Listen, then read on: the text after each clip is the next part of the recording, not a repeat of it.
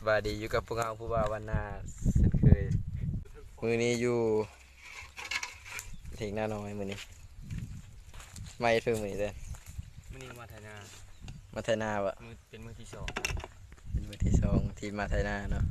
เมื่อยบ่ โอ้สุดยอดได้กล้ามเห็นขึ้น มาฟิตเนสเนาะฟิตเนสแบบผู้บ่าววันนามือนี้มีเมนูเพื่อเซฟ มีรสแปลงกับปิ้งเป็ด ปิ้งวะปิ้นวะ ปิ้นนะปิ้นกับปิ้น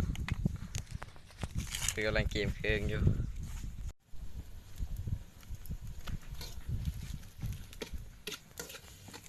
นำมายอดชื่อจังหน่อย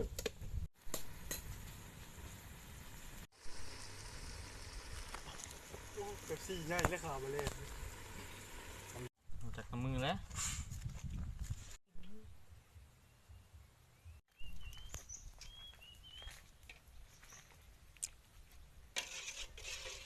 เมียแต่ทงมองโลกไปเลย คือเรากินเยอะหรือกี่ช้าสุดเลย มันแห้งคนละนี่ กวางใส่จ่อง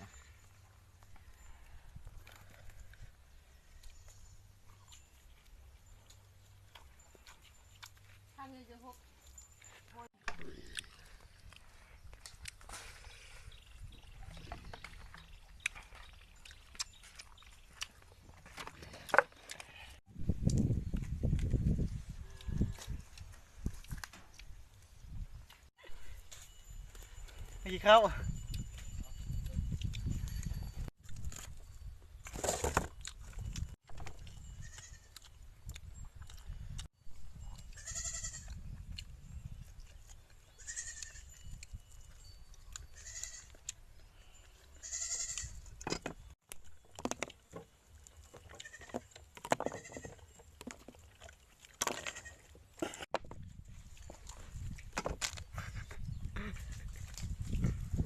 เพิ่งกับเจียงเจียตัวนี่เพิ่ง